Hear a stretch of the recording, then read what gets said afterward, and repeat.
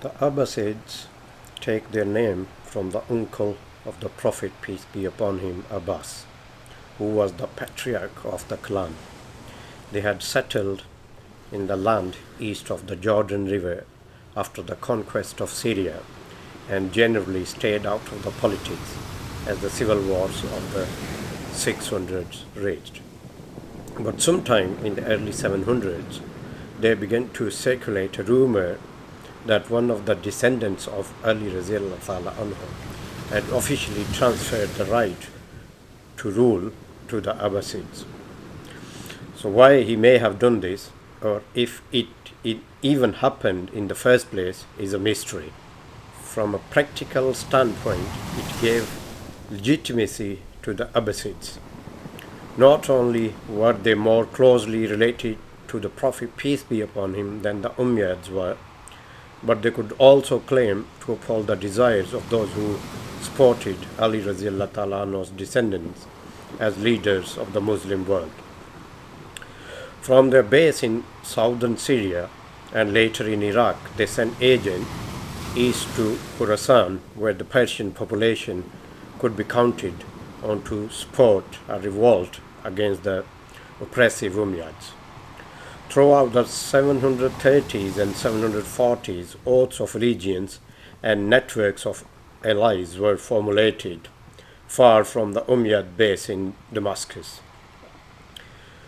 With promises of a moral equal society under their caliphate and vague assurance that the descendants of Ali RAA would play a greater role in the Muslim government, which was major desire for many Muslims in the eastern part of the empire, the Abbasids were able to secure backing from a wide spectrum of society.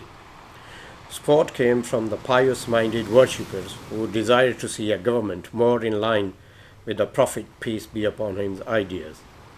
Non-Arab Muslims who resented their second-class status and loyalists to the house of Ali RAA, who believed rule should belong to the Prophet, peace be upon him, family. In 747, the Abbasids formally declared their open revolt, unfurling their distinctive black banners in the skies above the city of Merv in the far east of the Muslim world in modern-day Turkmenistan. The revolutionaries were led by a mysterious figure known as Abu Muslim. Not much is known about him, but he does not appear to have been a member of the Abbasids family and was probably ethnically Persian. Under his brilliant political and military leadership, the Abbasids revolution quickly secured control of Khorasan, which was soon to serve as a base for the movement.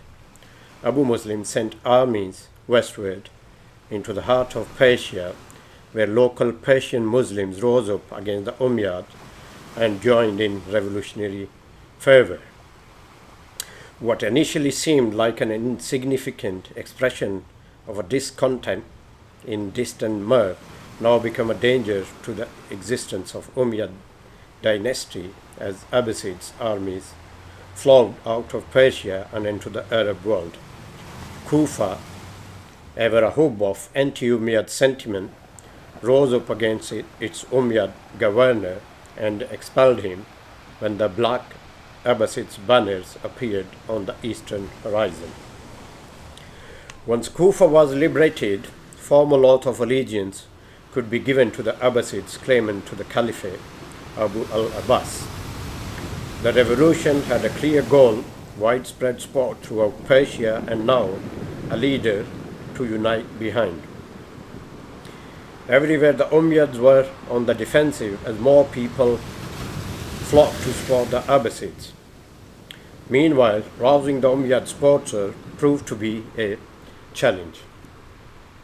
It had been a decade since the last real threat to the Umayyad position, and the Syrian army officers were content to remain on their estates, erroneously thinking the revolution would peter out. By the time the Umayyad Caliph Marwan II could mustered together the Umayyad forces, the Abbasids had already taken control of the majority of Iraq. In early 750, at the climatic battle of the Zab in central Mesopotamia, the Abbasids forces completely routed the Umayyad army. Organized resistance to the Abbasids effectively ended after the battle as Umayyad control collapsed throughout the Muslim world. Now nothing stood between the Abbasids and the Umayyad capital Damascus. One by one, cities capitulated and accepted Abbasid sovereignty, and one by one, members of the Umayyad family were hunted down and executed. Marwan himself was captured in Egypt, where he was unsuccessful in building an army that would drive back the Abbasids and re-establish Umayyad control. Only one member of the defeated family managed to escape the revolutionaries. The teenage Abd al-Rahman, a relatively obscure member of the Umayyad family, found a way to escape in disguise to North Africa. Pursued by Abbasids armies from Palestine to Egypt to Maghreb, and aided only by a slave who had once worked for his family, his legendary journey led him eventually to Al-Andalus, where he would establish an Umayyad emirate far from Abbasids' reach that would last almost 300 more years. The Abbasids revolution of the mid-700s inaugurated the second dynasty to control the Caliphate. The revolt was based on the ideas of building a government more in line with prophetic ideals, giving non-Arabs a more equitable role in the society and giving the descendants of Ali RAA some roles in leadership. These broad and idealistic promises were necessary to secure the support of various groups of people that made the revolution successful. Once the Abbasids were in power, however, the reality of their caliphate fell far short of expectation.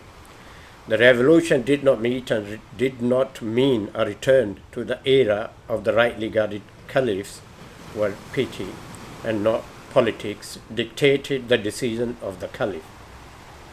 If anything, the Abbasids caliphs continued the same authorization tradition that they had denounced the Umayyads for.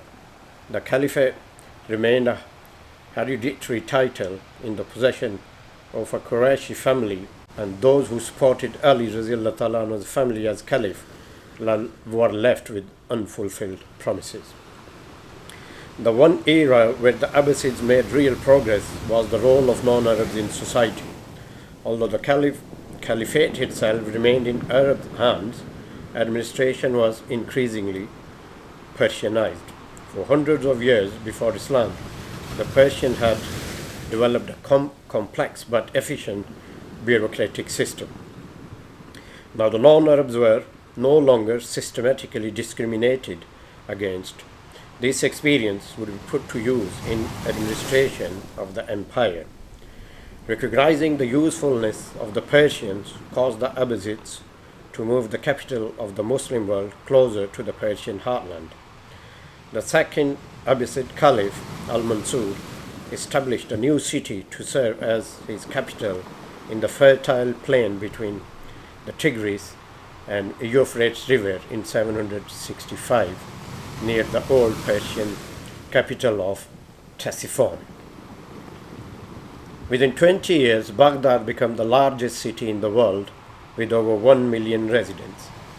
The seat of the Muslim empire would become a metropolitan center where government, culture, science, and art would all intersect.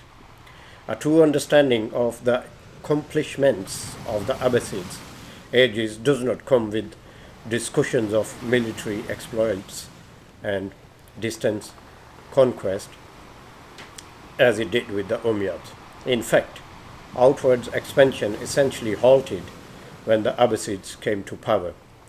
Seasonal raids across the border with the Byzantines remained, but the campaigns were generally indecisive. In the west, the Battle of Tours in 700 32 in Umayyad time, meant the end of Muslim expansion into Europe and consolidating of gains in Al-Andalus was the main focus of the Umayyad refugees who controlled it.